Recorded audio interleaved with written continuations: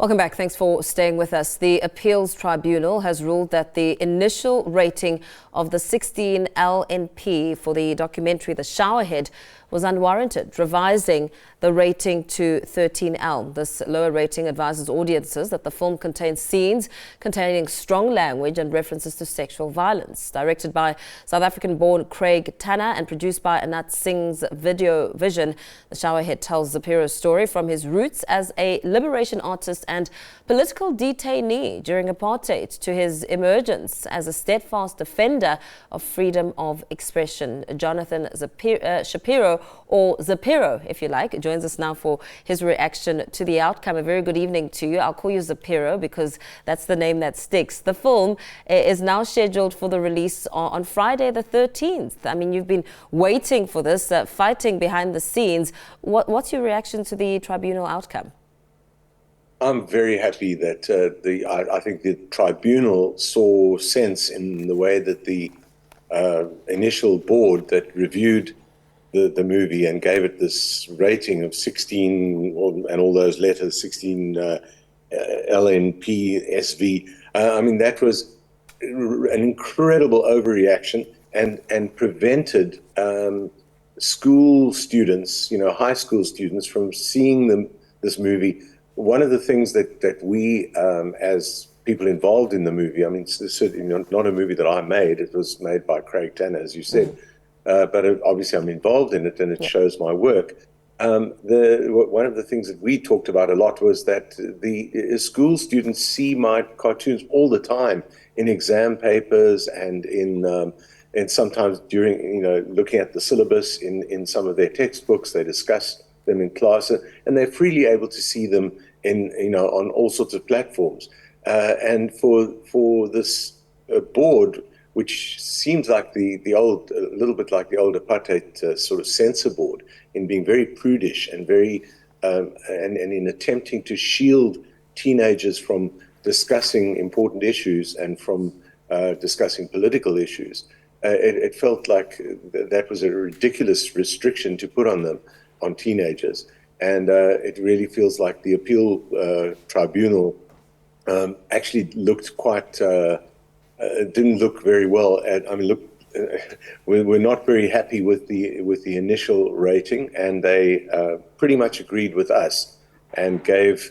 I mean, we would like to have seen it as just 13 PG, 13 just parental guidance, but they are warning still of SV.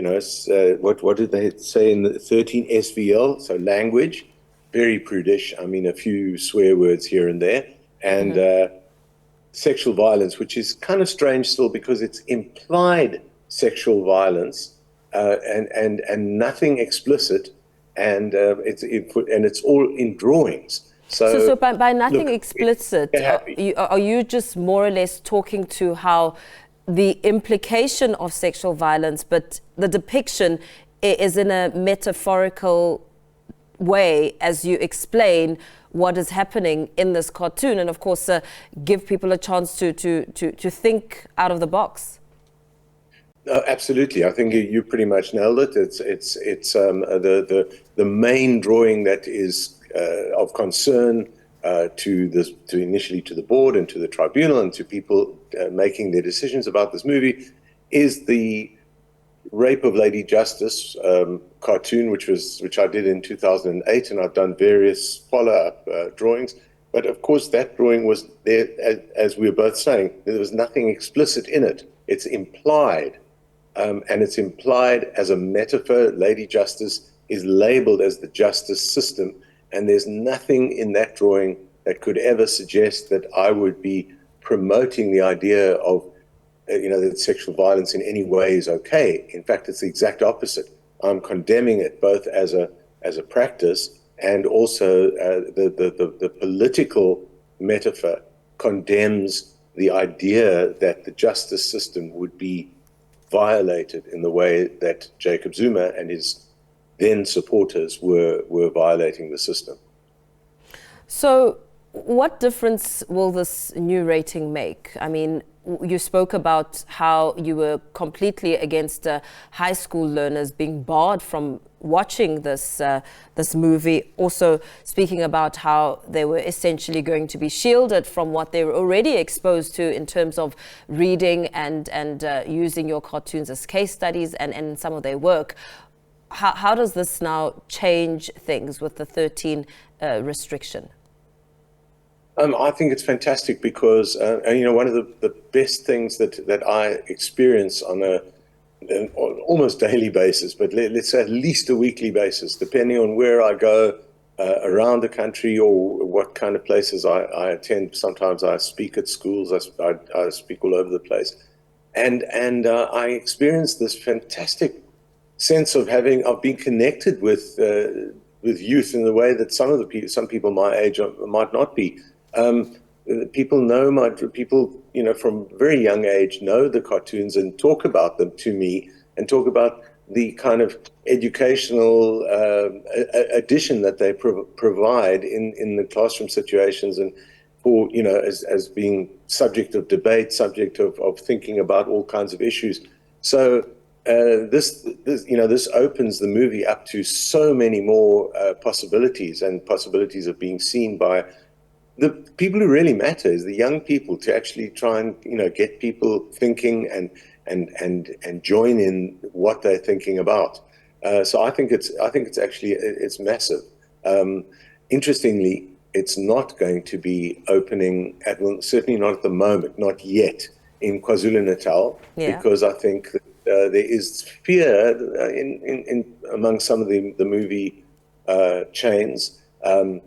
About they're scared of MK, and in fact, which kind of reinforces the messages that we have been trying to get across in this movie. That Jacob Zuma was threatening and bullying the justice system in order to to try and get the corruption charges against him dropped so that he could become president, and his kind of bullying and threatening the system and using bullying tactics along with some of his supporters is intimidatory, and it's actually intimidating some ordinary movie houses into being too fearful to screen this movie. Yeah, with that, I mean, delaying or perhaps waiting it out a bit to see what happens. Are you expecting any sort of interactions from the former president as you approach KwaZulu-Natal with that extra considered caution? I've only had two actual interactions with him. I've been in the same room as him a number of times and just not wanted to go and shake his hand. And, I didn't want to he's a schmoozer. He tries to charm people, and I wasn't prepared to be put in that situation. But I did confront him at a press conference once, and got a very weird answer out of him about why he was suing me in the first place. And I also confronted him on radio once. I asked him again, the second time he sued me, in fact, for the Lady Justice cartoon, I phoned up the radio station, got on the radio and said, I asked you this 2 years ago when you first sued me and sued other people. Why are you suing journalists for doing their job? Satirists, cartoonists, and reporters for actually doing what we're supposed to be doing. And he interestingly said to me, I saw your cartoons, you are invading my dignity, which I found fantastic. I put it on the back of my next book. But the point about it is that I'm probably not going to have any direct, contact with Jacob Zuma, possibly not with his daughter, who incites all kinds of violence on his behalf. But I do feel that they are inciting their supporters to be intimidating of other people. And I think that I want to be part of whoever stands up against this. Very well. Thank you so much for speaking to us this evening. As, of course, we talk about the appeals tribunal having ruled that the initial rating of the documentary, The Showerhead, was unwarranted. Speaking there to Jonathan Shapiro or Zapiro about the outcome.